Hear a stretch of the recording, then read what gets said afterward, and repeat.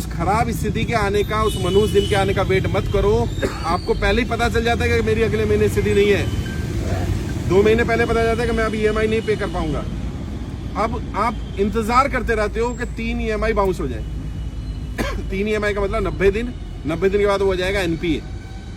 जब आपको पता है 2 महीने बाद मैं EMI नहीं दे पाऊंगा, तो अभी बैंक में जब आप EMI भर रहे हो तब बैंक में जाकर के लेटर दो कि साहब मेरी स्थिति आज वैसी नहीं है जब मैंने लोन लिया था, जब जैसी स्थिति थी, अगले 2 महीने बाद मैं EMI नहीं भर पाऊंगा। अब मुझे कोई विकल्प दिया जाए। बैंक क्या क्या विकल्प दे सकता है? बैंक 3 विकल्प दे सकता है। पहला विकल्प होता है आपको कुछ समय दे दे, 6 महीने का, 1 साल का, 2 साल तक का बैंक को समय देने का अधिकार है अगर आपकी स्थिति खराब हो जाती है। कई लोगों ने बताया घर में जो कमाने वाला था वही एक्सपायर कर गया, अब कहां से EMI देगा? बैंक को पता ही नहीं है स्थिति खराब है इतनी। आप फोन नहीं उठा रहे, आप उनके लेटर के जवाब नहीं दे रहे। आप बैंक को पहले ही बता दो कि भाई मेरी स्थिति खराब हो सकती है, अब मैं नहीं पे कर पाऊंगा, मुझे समय दे। या तो बैंक समय दे देगा, समय नहीं देगा तो बैंक दूसरा क्या कर सकता है? लोन रीस्ट्रक्चर कर सकता है। रीस्ट्रक्चरिंग क्या होती है? आपकी EMI को कम कर देगा। आपका तो मेरी सैलरी थी 50,000 रुपये महीना, मैं 30,000 रुपये महीना EMI भर पा रहा था आराम से। अब मेरी नौकरी छूट गई, या मेरी नौकरी नहीं है, या मेरी नौकरी की मेरी सैलरी कम हो गई, 25,000 रह गई, मैं 30,000 की EMI नहीं पे कर सकता। तो बैंक से रिक्वेस्ट करो कि मेरी EMI को उस रेंज में 15,000, 12,000 जितनी आप कर सकते हो उतनी रेंज में ले लेगा। इसको रीस्ट्रक्चरिंग बोलते हैं। रीसेटलमेंट कर सकता है, रीफाइनेंस कर सकता है, पुराना लोन क्लियर करके नया लोन दे सकता है आपको। आपकी EMI अब नई वाली जो बनेगी वो कम बन सकती है। एक लीन पीरियड होता है। लीन पीरियड मतलब जिसमें आपको EMI या इंटरेस्ट पे नहीं करना, ऐसा भी लीन पीरियड लिया जा सकता है 6 महीने से लेकर के 2 साल तक का। बैंक से जाकर के बात करो कि मेरी स्थिति खराब है, और जेन्युइन जो स्थिति है वो बताना। और बैंक से कुछ भी कम्युनिकेशन करो, बार बार बोल रहा हूं, बैंक से रिटर्न कम्युनिकेशन करो। बैंक क्या करता है आपको? जब भी कोई कम्युनिकेशन करता है नोटिस भेजता है। क्यों भेजता है? बैंक पागल है क्या? बैंक इसलिए भेजता है कि जब आप इन नोटिस का जवाब नहीं दोगे आप डिफॉल्टर हो जाओगे। उसके पास 5 नोटिस होंगे, वो कोर्ट में जाएगा, देखो जी हमने तो इतनी बार इनको बताया था। अच्छा तुम्हारे पास 10 होंगे तो जज तुम्हारी बात मानेगा कि देखो जी मैंने बैंक को बताया था मेरा व्यापार बंद हो गया है, मैंने बैंक को बताया था मेरी EMI नहीं दे पाऊंगा, मैंने बैंक को बताया था मेरा लोन रीस्ट्रक्चर कर दो, मैंने बैंक को बताया था मेरी EMI कम कर दो, मैंने बैंक को बताया था मेरे घर में कोई बीमार हो गया है, मैंने बैंक को बताया था कि मेरी स्थिति खराब हो रही है। बैंक को कोई सपना नहीं आएगा कि आपकी स्थिति आज खराब है, बताना पड़ेगा।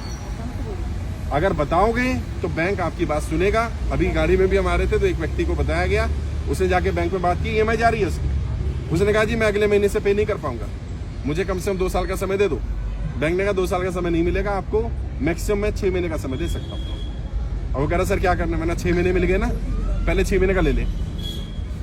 6 महीने में जब 5 महीने हो जाए फिर जाकर के एप्लीकेशन लगाओ कि मेरी स्थिति अभी भी ठीक नहीं हुई। अगर नहीं हुई है, अगर ठीक हो जाए, ऊपर वाला करे, कोई काम चल जाए, कुछ हो जाए तो भरना शुरू कर दो।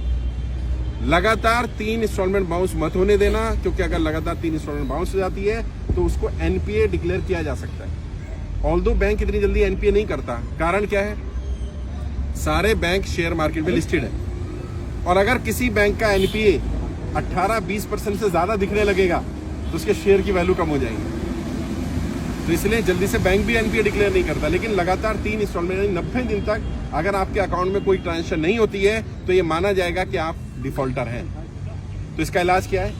मान लो आपकी EMI है 20,000 रुपये महीने की, आप क्या करो 5,000 रुपये डाल दो। अभी क्या होगा? ट्रांजेक्शन हो गए अकाउंट में, और अपने अकाउंट में नहीं डालनी, लोन अकाउंट में डालनी है। हर एक का लोन अकाउंट नंबर अलग होता है और पर्सनल अकाउंट अलग होता है। आप क्या करते हो? आपके लोन अपने अकाउंट से ही किस्त कटती है तो आप अपने अकाउंट में पैसा डालो, अपने में मत डालो। अगर पूरी किस्त डालनी है तो अपने में डालो, अगर पार्ट पेमेंट डालनी है तो लोन अकाउंट में डालो। अब क्या होगा? उनकी स्टेटमेंट में आ जाएगा किसी ने 5,000 रुपये डाले। अब अगर कल को कोर्ट जाएगा बैंक कि आप डिफॉल्टर हो तो आप दिखा सकते हो, देखो जी अगर मैं डिफॉल्टर होता। सर अभी मेरी भी 3 किस्तें टूट चुकी हैं, मुझे फोन आ रहा है बार बार। 3 नहीं टूटनी चाहिए थी, अगर टूट गई तो 10 तारीख को तीसरी किस्त भी मतलब हो गई, नहीं भर पाया। हाँ अभी टूट गई, फोन आ रहा था। तो बाद में बता देता हूँ। अगर NPA हो गया है तो इसका भी इलाज है। बैंक में जाओ, रिटर्न में एप्लीकेशन, ओरल नहीं, रिटर्न में दो कि मेरी 3 इंस्टॉलमेंट बाउंस हो गई है, ये रीजन है, आगे से मैं इसको कंटिन्यू करने की कोशिश करूंगा, मुझे 3 इंस्टॉलमेंट के लिए समय दे दिया जाए। तो बैंक के पास ये भी अधिकार होता है कि वो 3 इंस्टॉलमेंट को ऐसे ही होल्ड रखे और आगे की कंटिन्यू कर दे। तो क्या होगा? आपका आगे का कंटिन्यू हो गया। अब 3 में जब थोड़ा सा पैसा है, थोड़ा थोड़ा करके 6 महीने साल भर में वो 3 क्लियर कर दो। फिर भी अगर 3 क्लियर नहीं होते तो कम से कम 1 जरूर क्लियर कर देना।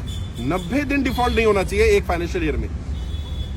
अभी जैसे अप्रैल 31 मार्च तक है फाइनेंशियल ईयर, इसमें नहीं होगा, अगले साल में फिर आपको 90 दिन का समय मिल जाएगा। तो बैंक से बात करो, कम्युनिकेट करो। अभी आपने ट्रेनिंग अटेंड कर ली होगी, मुझे नहीं मालूम करी कि नहीं करी, अटेंड करो। उसमें कर्जे से बाहर निकलने के 20 से ज्यादा तरीके बताए गए हैं। कोई ना कोई तरीका आपके काम जरूर आ जाएगा। आप अपने स्तर पर भी लड़ाई लड़ो, मैं भी लड़ रहा हूं, साथ मिलकर के लड़ाई लड़ेंगे तभी सफलता मिल पाएगी। अगर आप